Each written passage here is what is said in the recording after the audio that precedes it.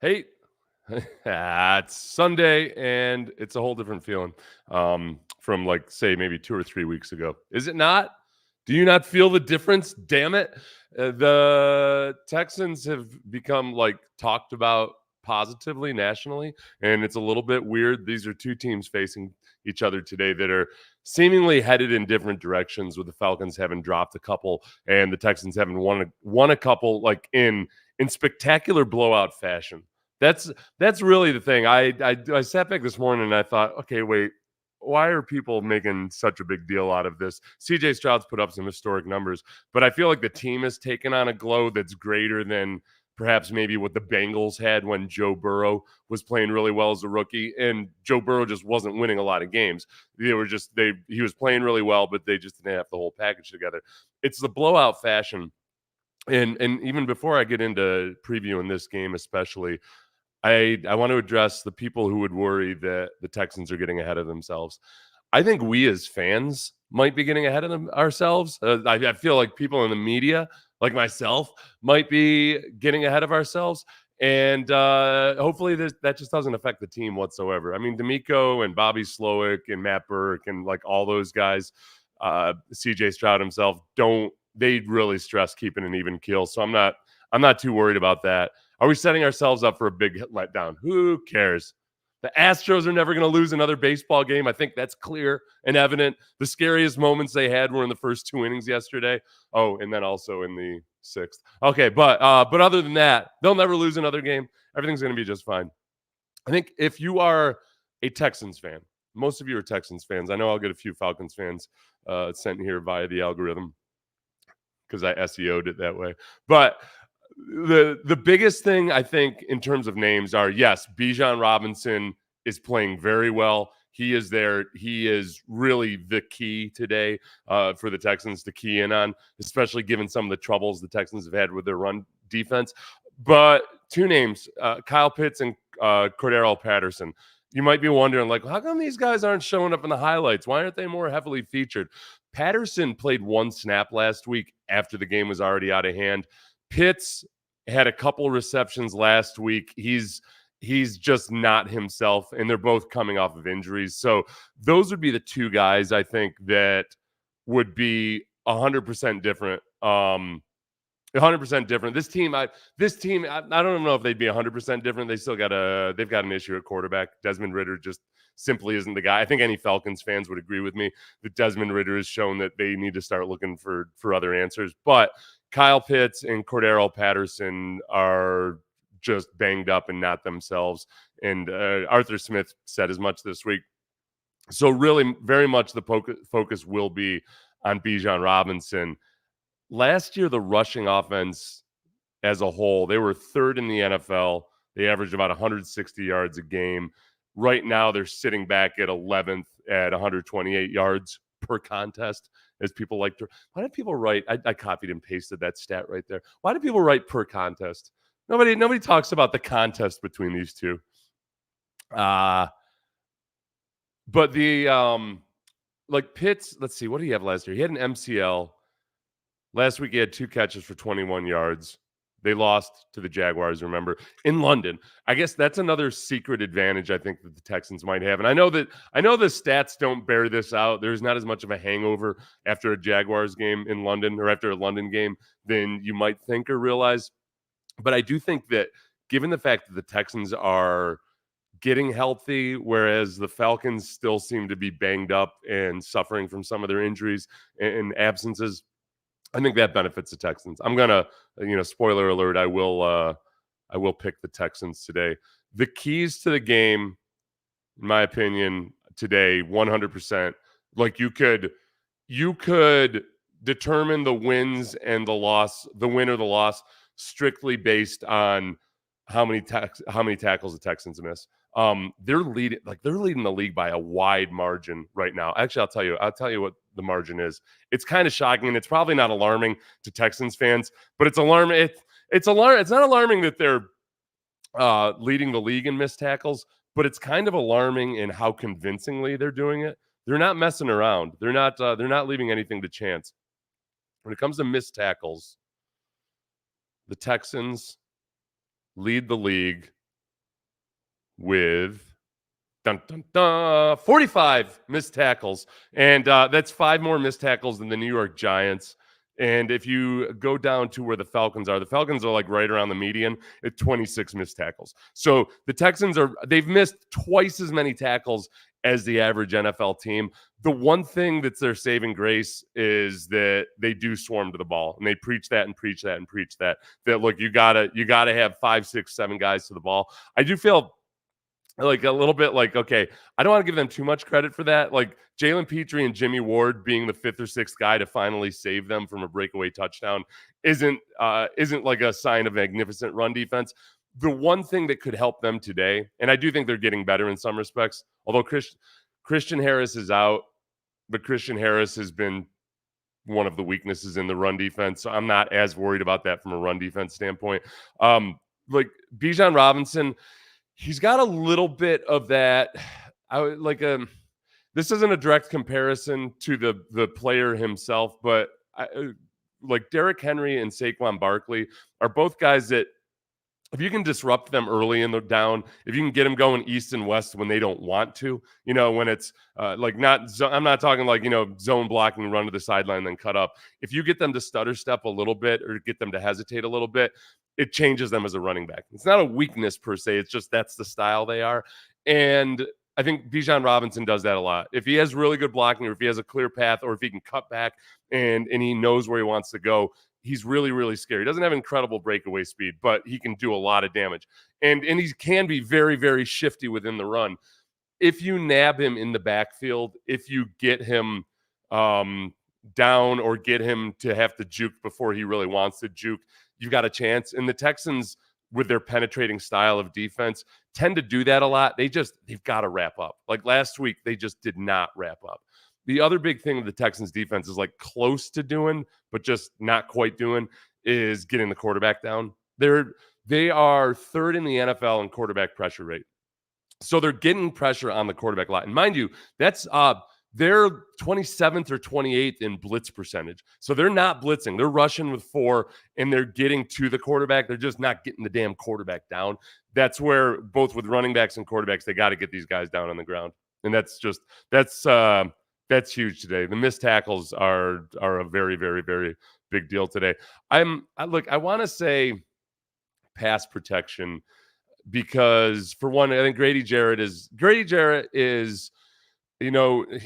he's like Aaron Donald light. And by that, I mean Aaron Donald, but a little bit heavier and slower, but still kind of like Aaron Donald. He's low to the ground. He's very shifty. At times it looks like he's unblockable. In a lot of ways, he's a little bit like Malik Collins, like somewhere between Malik Collins and Aaron Donald lies Grady Jarrett. He's an 8, 9, 10 sack a year guy, but going against an interior line that still is back up in hodgepodge to some degree. Although Shaq Davis has come along. I was nervous about him during training camp. Let me get through another couple of the keys, and then I'll talk about. I'm going to take some of you guys' questions. I'm actually going off our show prep, which is on Sports Radio 610, starting at 9 a.m. Central. So the tackling. Oh. Wide receiver blocking. My God. How could I have gone 9 minutes into this without talking about wide receiver blocking? My God. This was a revelation. This was so beautiful to watch. Anybody that listened to Gary Kubiak and various other people in that offense for years talk about the importance of wide receiver blocking. If you're a real football nerd and you've gone and watched like seminars from Alex Gibbs Sr., talking about wide receiver blocking and how it's the key to getting explosive plays. That was a teaching tape last week. John Mechie, who looks like he'll go today, he had an illness of some sort, like not like his big C illness from before, just a run-of-the-mill illness. But John Mechie, Robert Woods, Nico Collins, Tank Dell, all 165 pounds of them, they blocked their asses off last week. And that was really, really big. They've got to do that. I think this offensive line, they get back Titus Howard and Laramie Tunsil. We don't know exactly where Titus is going to be playing unless there's been a report out. But like the run blocking just isn't quite in sync. And I don't think those two guys coming back and not having had any time really full speed with the rest of these guys who have been all shuffled around. I think I'm not expecting the run game to just flat out take off today, but if they get the wide receiver blocking, especially on some of those toss plays, that's going to be good for running the ball, B, set some things up downfield. So I feel good about that. A lot of the stats about running the ball successfully doesn't necessarily matter as much in play action as you might think. I think there are a few nuances to that. One of which is if your receivers are genuinely like plugged in on run plays, it's an extra element. Like a lot of teams have tendencies based on how lazy the receivers are. Like if you're a defensive back and you see a guy's coming up the line, he's just kind of lackadaisical. Like, all right, well, it's a run play, and that this receiver isn't going to be a threat to you in the run play. So let's go play the run. Versus teams that come out and guys, they got blood in their eyes. Whether it's a run play or a pass play, that just injects a lot of doubt. The other one too, yeah, we talked about rushing the passer. So tackling, wide receiver blocking, rushing the passer. And then beyond that, it's a lot of the old, turnover, blah, blah, blah, blah, blah. Desmond Ridder does turn the ball over with regularity. He's like a Metamucil of interceptions. First item, and I know this is a big one. I got to get one of these hoodies. I don't know where they are. I think they made them for like a very limited time last year. They have the that awesome font on them. So I don't know other than I could like just start bootlegging them or something. Texans tend to frown on that, I would guess.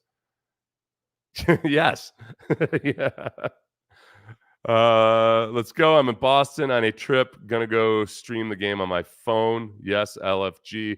I concur. CJ's been the star. He should be, but the whole team has been so uplifting. One thing about that is that it's really amazing that D'Amico hasn't been talked about all that much this week, which is cool because all the talks on Bobby Slowick. Okay. I'm literally wringing my hands over this. And then I'm wringing my hands over the prospect of losing Bobby Slowick. And then I'm double wringing my hands over the fact that I'm wringing my hands over something that would happen far, far, far in the future.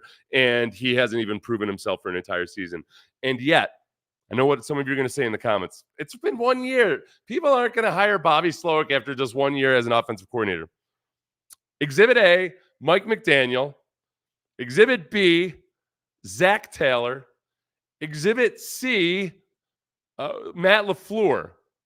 Those three guys all were a play calling offensive coordinator for one season before they got the nod after coming out of a Kubiak/Shanahan, the tree. I guess LaFleur is a little bit different because he was on more of like a coworker of Shanahan, but he was employed by Mike Shanahan. He was employed by Gary Kubiak at one point. And he was an offensive coordinator twice for 1 year stints, but he was only a play caller once. So like only a real play caller 1 year, or only a real offensive coordinator 1 year. So I think that honestly, this offense and Kyle Shanahan's coaching tree has been so much more successful than like a Bill Belichick coaching tree, that all Slowick has to do is establish himself as a guy, like as a competent operator of this system. And some owner out there is going to be like, all right, we'll figure it out on the fly. I got to get rid of this bum that I got here. I know this guy that we got right now isn't the guy. We'll figure it out on the fly if Bobby Slowick is the guy. And by far the most disheartening thing that's happened so far this year for me, when I think about the 2024 Texans, is that Bobby Slowick has a personality, and CJ Stroud called him funny. And Bobby Slowick says kind of like deep philosophical things that will 100% make NFL owners wet their panties, because it's he's a smart guy. Texans were media darlings all week. I know, it was weird. Always be vigilant. Who were the media darlings all of a sudden before the baseball season this year? All of a sudden, hey, I guess the Astros, after going to ALCS's nonstop since 2017, including since 2019, the Astros are actually a legitimately good baseball team. And I heaped all this praise on them. Yeah, and I know they're about to go to the ALCS again. But it was a lot harder this time. So just beware the media love. Also, the 2013 Houston Texans who were dark horse favorites and a lot of people to win the conference. So we keep the even keel. We keep the even keel. Force Desmond to throw. Yeah, it's all, man. Stop Bijan Robinson. Cordero Patterson played one snap last week. I don't think he's going to be a big part of. I don't think he's going to be a big part of the deal. I think this is a very single-minded. This is a very single-minded game plan this week defensively, where it's all about putting as many bodies as possible on Bijan Robinson. Just 5, 6, 7 times per play, you got to be hitting him. You got to be making him second guess what the NFL is all about. Will Anderson and C.J. Stroud are pretty good buddies with Bijan Robinson. They spent a lot of time together in the preseason. Remember that interview on the Pivot was like C.J. Stroud and Bijan Robinson side by side. And then they did that Draft House show on the internet where they lived together in a house like somewhere off in the wilds of Alabama with it was like Will Anderson, C.J. Stroud, and just Bijan Robinson, I think. So they know each other pretty well. I think Will has demonstrated that he does not care how much he loves you on game day. He's gonna hate you in a football fashion. Yeah, Kyle Pitts can't get open and Ritter can't throw it. Pitts just isn't the same guy. Like if you would, if you rolled out of bed a couple months ago and you were forced to like somebody woke you up and was like, "Hey, your family is hostage. Name who the most important guy to slow down on the Falcons' deep offense is." You might have said Kyle Pitts, especially if you'd done it like 2 years ago when like the world was wide open. But he's just been banged up. Let's see. Yeah, I am a little worried about tackling Bijan, especially in the second half. The third quarter, I don't think enough has been, as we've been kind of congratulating the franchise after just 4 games for being back on the right track. And, you ignore in victory sometimes what you would address in defeat. I don't think that D'Amico has ignored this one bit. And the great thing, I've told you guys this before, the great thing about missed tackles is that you could win by 72, but if you go in on Wednesday and have to watch in front of the entire team shots of you missing tackles, it's motivating as hell. It's embarrassing. Like especially if you're getting knocked back at all. Like it's humiliating. It's emasculating. It's degrading. It's all those. It's any kind of ing that you want that's negative. Okay, what coaching adjustments would you like to see to catch or keep the other NFL teams off guard? Couple things. One, Bobby Slowick. If I'd been better prepared for this live stream, I just kind of did this on a whim. I would have had the cue. I would have had Bobby Slowick in his press conference keyed up, talking about how CJ does a really good job of looking guys off. We've seen that. Bryce Young does not, by the way. I'm going to get to one of the key players for the Falcons, Jesse Bates, and his interception of Bryce Young, where Bryce Young did the opposite of looking somebody off. But the next level thing is Bobby Slowick was talking about C.J. Stroud and how in college he was good at looking people off. He was working during training camp on this, but you get to a point where you're almost doing it too regularly. And that's where veteran defensive backs in the NFL start to get a feel for like, oh, well, like I know when he's looking off and it's just a fake look off, especially if it's every single time. Like, all right, I'm going to start specifically looking away from his first read or what he's trying to pretend his first read is because he's doing it like rhythm. He's looking off and then he's going elsewhere, or he might have a little bit of a tell. So you got to randomize it. And Bobby Slowick talked about that. He didn't say randomize, but that's how I always think of it. Like like as a defensive lineman, you do this too. Sometimes when you stem your alignment, you got to be sure that you're not stemming it in the same way each time, because then it just becomes another tell, or you're only stemming on certain plays or on non-blitzes or whatever it might be. So I think Bobby Slowick's really good with that stuff. One big thing that I think we started to see last week that we'll probably start to see more of this week is that the Texans and C.J. Stroud has done a good job of spreading the ball around to the different receivers, but they're among the lowest in the league in terms of targets to running backs and tight ends. And look, we saw Dameon Pierce. He's growing in effectiveness as a receiver. We saw Dalton Schultz get involved more in a meaningful way instead of just dropping passes in the end zone. He caught one, and that wasn't even by C.J. Stroud. So I think that might be one of the bigger changes that we're going to start to see. I think also, like last week was very much a Nico Collins day. Tank Dell somewhat neglected, but I think that that's going to be a week by week thing depending on matchups. Like AJ Terrell today, the cornerback for the Falcons, he has not been playing awesome. And I wonder with some of the matchups where they might try to individually isolate Tank Dell on AJ Terrell or the other cornerback, as opposed to some of the more schemed up things they've done with Nico Collins. It'll be those are the two big things I can think of the top of my head. Yeah, pair him in the linebacker with Christian Harris being out. This defense seems like you might make the play and we will miss some tackles, but we're going to make you pay for it. Some hard hits later. Yes, the kill zone. So for those of you unaware or unaccustomed to the kill zone, that's what D'Amico calls the soft spots in the defense. Instead of calling it a soft spot, you call it a kill zone. And so, like in military, Mike knows this he does fantasy book reviews. So I know there's all kind of military tactics and a lot of some of those. But like a kill zone in the military is when you kind of create an area that you funnel the enemy into, and like, oh, lo and behold, we've got our machine guns trained right on that spot.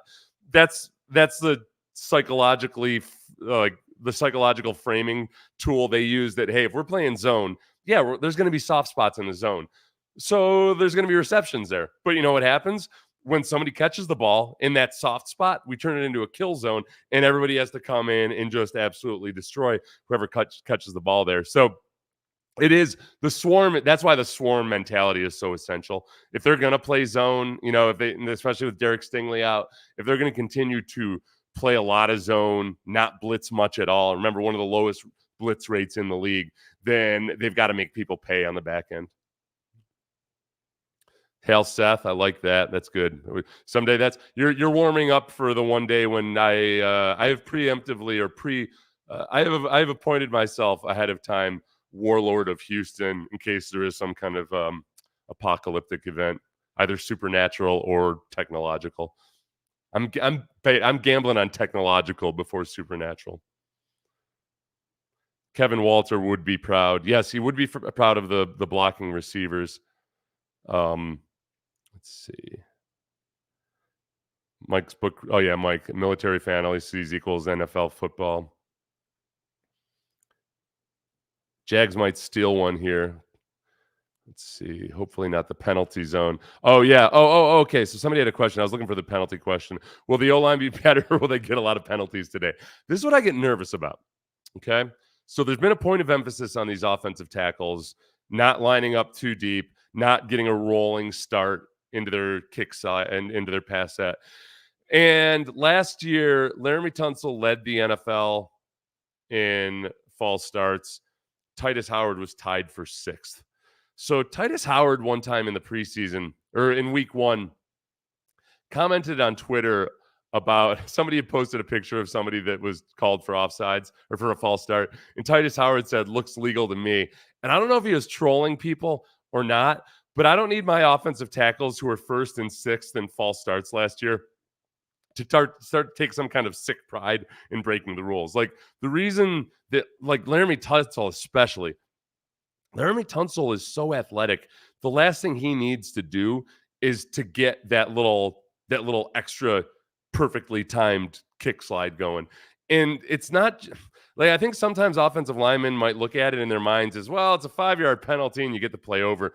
Man, that Dallas game last year, those were drive killers. Those false starts were drive killers. So what I'm hoping is that the point of emphasis actually ends up being a good thing for the Texans because they just flat out like they know that they won't get away with it. So I've got my fingers crossed right now.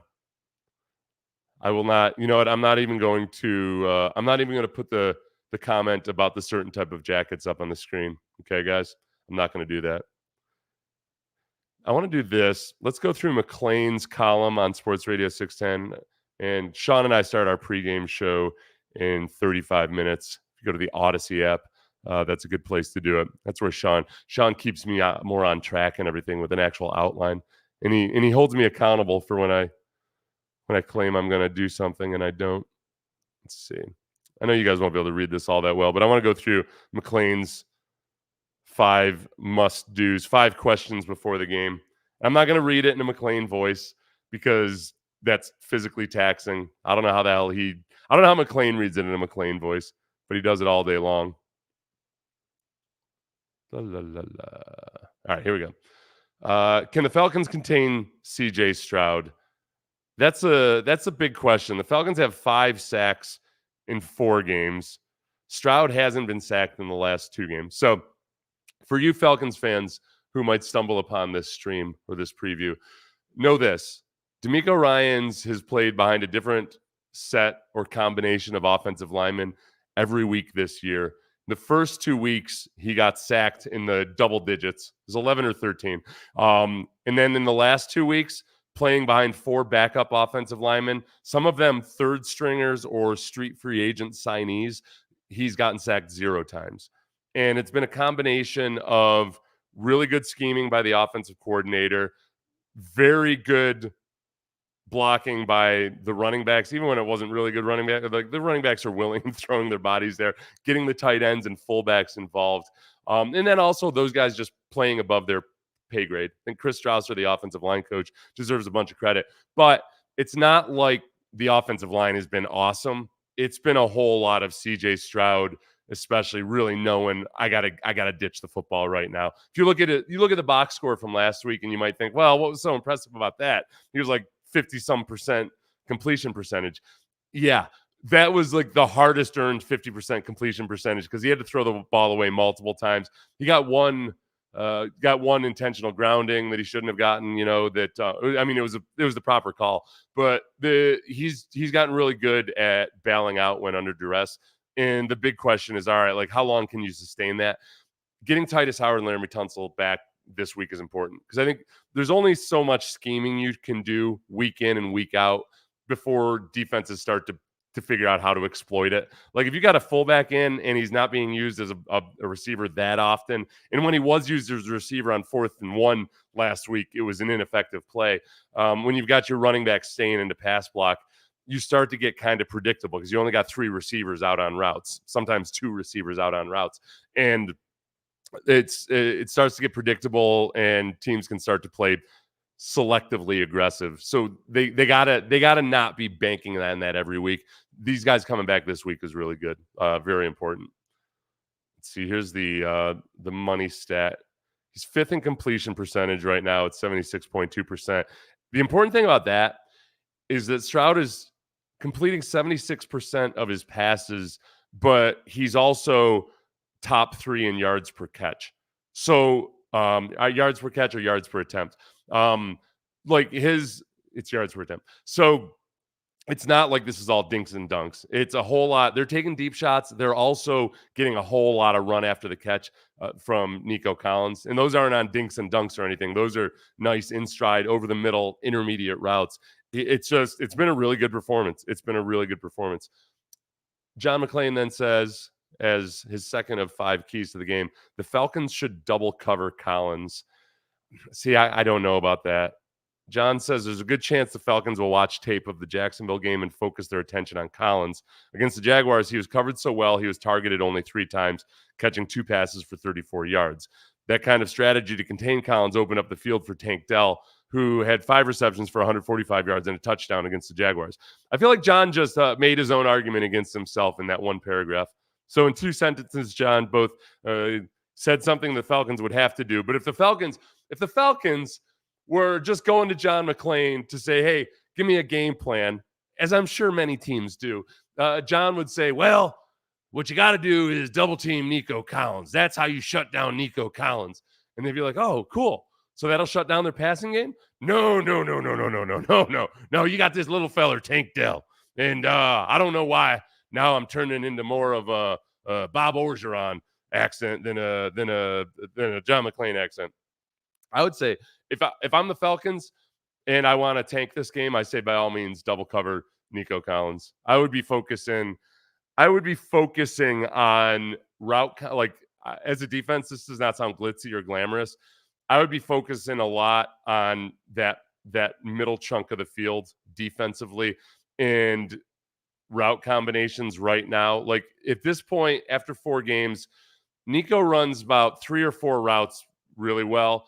And they're building off of that, but I think some tendencies are probably starting to emerge. you got to try to beat him the vanilla way before you start double teaming Nico Collins, because like Robert Woods is money on just getting first downs, and Tank Dell's got just too much explosiveness. Think about what's happened, including last week where CJ Stroud missed a chance to hit Tank Dell deep. Like when they try to take care of the middle of the field and spend a lot of energy on that, they've opened themselves up on the back end to Tank Dell, just teams in general. So I don't think that's the answer. Offense needs more balance to beat the Falcons. I would agree with that somewhat. Says the Falcons will target Pierce in the run game. The reason I've got a fuchsia pointer is that I was doing a little film breakdown of the Texans last week, and between the two colors, there was just like you can't use black because of the Steelers, you can't use yellow because of the Steelers, you couldn't use red because of the battle red, so I ended up with fuchsia. Like other opponents, Falcons will target Pierce in the running game. Devin Singletary averages 3.5. The Texans' 3.1 average per carry is awful.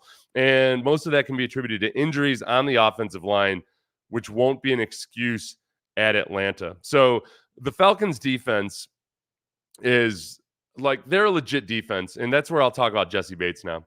So Jesse Bates, and who's an acquisition in the offseason at safety.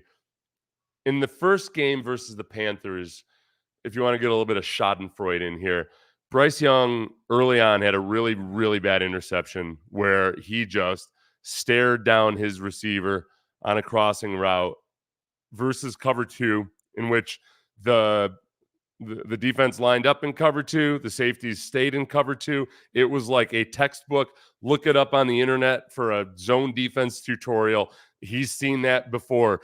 And he just threw it. He threw it late over the middle. And that is one weakness of Bryce Young that people wondered about, is he tends to hold on to it a beat longer over the middle at times. He held on to it a beat longer in the NFL, and that ends up being an interception. CJ's the opposite of that. You know, it's like CJ's not going to get gamed quite so simply. What I worry about with CJ versus this defense with guys like Bates and others, and Grady Jarrett and some of the other good players on this defense, is their ability to actually bait CJ and kind of make him see some things, or even think an extra tick longer than he's had to before. But teams have already done this. Like, teams aren't out there. They know that they can't go out there and just play vanilla coverages and screw up CJ. They've tried blitzing him. They're disguising their coverages. They're doing all that. They'll be trying different ways to do it today. John points out that, okay, so the defense must focus on containing Robinson. Yes. Desmond Ridder is a terrific runner, but he's only got 14 rushes.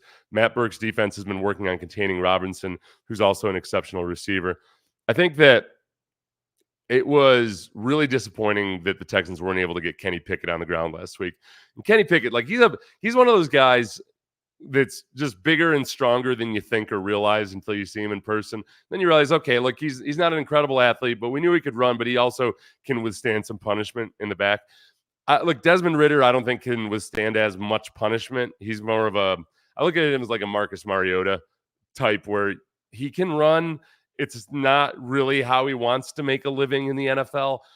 But if I were Arthur Smith at this point, I might just try to make it more of it. I would just like, hey, what do you got to lose, man?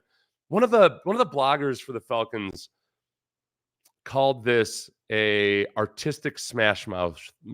That's hard to say. An artistic smash mouth defense. So they want to be tough, they want to be physical, but they want to do it with a lot of outside zone, a lot of play action. They want to attack every area of the field.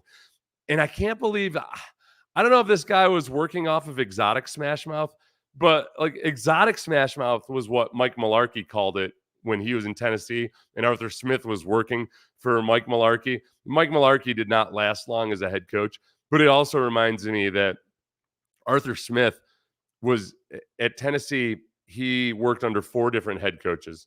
So he was there through 4 different head coaches, 3 of whom were fired, but Arthur Smith made it through each of those rounds of firing and hiring. I should also point out that Arthur Smith's father is the founder of FedEx and is a minority owner of the Titans. So nepotism is like, this is like the prime key A1 example of, wow, You know what? Arthur Smith had some really good offenses in Tennessee, but man, he got a lot of opportunities put in front of him. And there's all kinds of stories about like, no, he did it with toughness and grit. Screw you. Let's go. Let's go beat down the rich boy today. Okay? Okay? Little fancy rich lad. Little fancy Arthur Smith with your wannabe hipster mustache. Nah, not on my watch. As if I'm playing today. Desmond Ridder. I want to read these Desmond Ridder stats. So they've been a force running the ball with 128 yards a game. Remember, the Falcons had 160 yards a game last year, so they're not as good. They're 11th right now. Tyler Algier has not had a huge year so far, so that 1-2 punch hasn't been exactly what you'd like. He's at 151 with a 3.4 average. Bijan Robinson's been the story, 318 yards, 6 yards average per carry.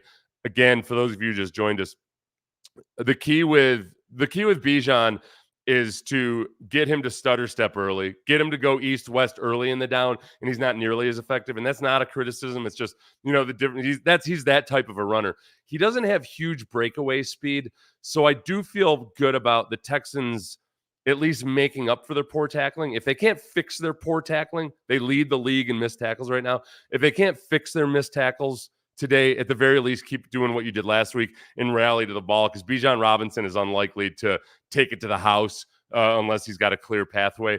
The other key is just get him in the backfield, and unlike last week, get him down when he's in the backfield, or again, get in the backfield, penetrate, and he tends to be less effective after that. Just don't miss the second, third, and fourth tackles. Damn it. Hipster doofus, yeah. Did I miss somebody getting traded? What did I screw up? Oh, somebody was talking about Randy Gregory. Okay. Let's see. Old Johnny Mac. Did he say? Okay, so we went through 5 for John McClain, did we? All right, good job. You can check his workout on Sports Radio 610. He's the man. So this is the other stat about Desmond Ridder, and I have no idea what to make of this. The Falcons have won all 4 of their starts at home when Desmond Ridder is the quarterback. I got to say on this one, and they've lost all 4 of his games on the road, including the one in London last week. I'm not buying into this one for a sweet second. This is that's small sample size forever. Desmond Ridder, I think the one thing about him is, like, this game is a textbook example probably of why quarterback sacks are a quarterback stat more than an offensive line stat. Like, this Texans offensive line has not been good, but they've been better than I thought they would be with a lot of these backups playing. But, they're still not running the ball well, but CJ is not getting sacked. And it's just simply because a combination of play calling and him getting rid of the ball. Guys playing better than I expected up front, but mostly, it's weird. We find ourselves in this zone where you want to give credit to the offensive line, but also point out, like, but it's a lot more on CJ and Bobby Slowick that CJ's not getting sacked. And the receivers. The receivers have done such a better job of knowing when they're hot, adjusting their routes, recognizing blitz and getting hot, getting their eyes around and having that relationship with CJ. That's been really, really good. And the other another notable stat. Texans have the 3rd easiest schedule remaining according to PFF's gambling power rankings. And if you start to look at some of the quarterbacks that the Texans will face over the remainder of the schedule, you start to feel like, man, all right, this version of CJ is better than these other guys that they're facing. And the Texans defense is playing credible defense right now. And I think there's room for them to get better. The week schedule is super interesting. I don't think you should be bashful about talking about playoffs at this point. I think that, look, the Texans are going to have weaknesses that'll get exposed, and they're going to have to make adjustments and everything. But I feel pretty good about that. I'll give you some more notable stats before we depart. Okay. So 44%, we talked about this earlier, but that's the actual number. That's the rate at which the Texans pressure the passer. And that's important because they're doing it without blitzing much at all. They're 24th in the league in blitz rate. I lied to you earlier. I said 27th. They're 24th in the league in blitz rate. So they're doing it with 4 guys. The thing that D'Amico tried versus the Colts when everybody was so banged up in the secondary was try to stop the run with 7 guys in the box, drop 7 into coverage and just rush 4 up front. It was not effective at all versus the run, and it wasn't effective enough versus the pass.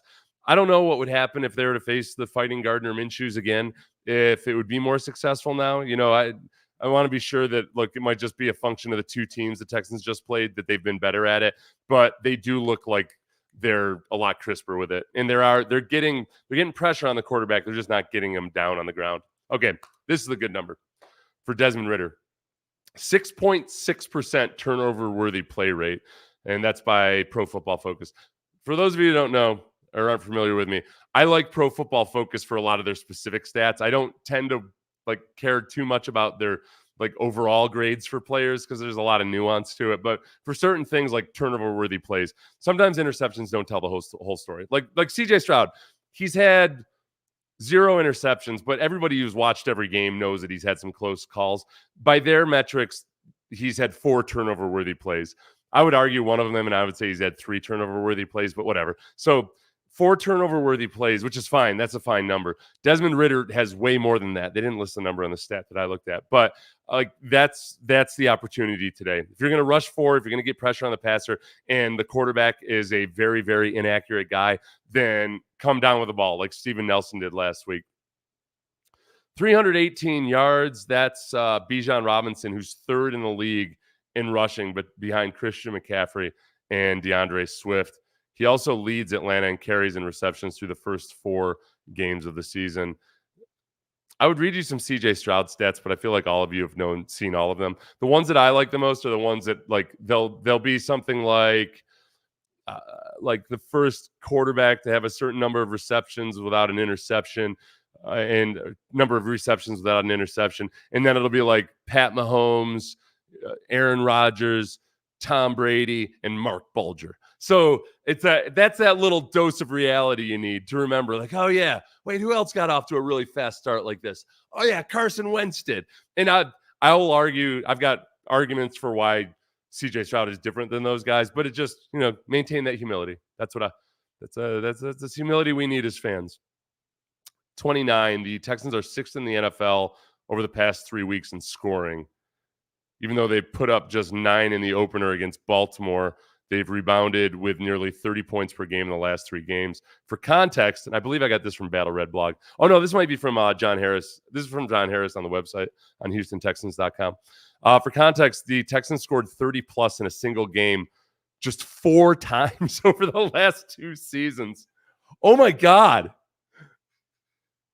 Wow. Okay, so they've had wow. So that's pretty damn good. So my wife asked me after the game last week, why does it look so much easier to score than it has in the past? And she wasn't just mentioning that they were scoring a lot. Like what a lot of us have noticed is, man, a lot of these offenses over these last few years for the Texans, they've made it look like you're trying to solve the quadratic equation, like trying to score something. And it's just a hodgepodge of having to make a miraculous throw here. Oh, and then you fumbled the ball, but luckily you regained it there. Oh, and then somehow in the biggest indicator of that was how rarely the Texans, when Deshaun Watson was here, would score on the first drive. It was a ridiculous stretch of games where they didn't score on the first drive. And now, like last week, the Texans marched down. They scored 3 touchdowns for the most part on the first drive with the 2 that were called back. I would argue 4 because one was, anyway, they scored at least 3 touchdowns, got 7 points out of it. They got to score more points per touchdown today. That's my key to the game. That's my 5th key to the game. Score more points per touchdown. Nico Collins is 3rd in yards per route run against amongst qualified receivers. So, basically, whenever he's on the field, you count he's run a route. How many times how much yardage does he have against that? Which shows you a couple things. One, he's targeted a lot, and 2, he's been very, very effective with his run after the catch, especially afterwards. I'll grab a couple questions at random here. This is not a meritocracy. I'll ask this very technical one. What program do you use to use your thumbnails? Adobe Express. Did they sack? Didn't they? Yeah, but they should have been more. Like honestly, that's what I'm telling you. The pass rush, the numbers don't match up with the actual times that they're pressuring him. At least in my, I look at every time, like when Kurt Hinish had him dead to rights and he didn't get him. I think there was the other time with the running backs in the backfield too. John Grenard almost had him for a sack that ended up being a completion. If whoever was rushing from the left, and I'm not going to blame Will Anderson because there might have been a game on. So that one play where John Grenard was tackling Pickett and Pickett completed the pass would have been a sack if the guy on the left side had hemmed up the pocket better. So yeah, like they got to do a better job in general of getting guys down. Like I'm not gonna my measuring stick, Travis, is not how you did versus Kenny Pickett. Just can't be, won't be, not gonna do it. Any truthers remaining? Let me tell you how it will be. The one for you is number 53. Cashman. I am the Cashman. Hey, Cashman, get off the internet and get back on your. Oh, that's Bubba. Hey, Bubba. Bubba looked like a crazy whack job in the preseason. Now Bubba's starting to maybe. I'm watching the show, The Big Short, the movie The Big Short, where all the guys that were shorting the housing market were laughed at and scoffed at and looked at as idiots before the crash of the housing market. I think Bubba is doing credit default swaps, and the rest of us are just sitting there taking on a third and fourth mortgage on an investment condo. All right, I got to get to my day job, which is on Sports Radio 610 pregame show with Sean Pendergast. Tune in if you're in the Houston area, or if you're in the Houston area and you don't have a radio with you, or if you're outside the Houston area, go to the Odyssey app, AUDACY, the Odyssey app. And have a great game, everybody. I'll do a live stream afterwards today, too. I apologize to those of you who thought I was going to do a preview of the game yesterday. I got too ambitious. I've got like 7 rough drafts of various shows I was going to do. So I'm trying to take it one show at a time. Just going to do one little YouTube show. If I had if I had done this yesterday, I would have cut it up into a compact 10-minute preview, and used all my most brilliant stuff, made people think I'm way smarter than I actually am. So have a great day, everybody. Don't get too drunk, and we'll reconvene afterwards.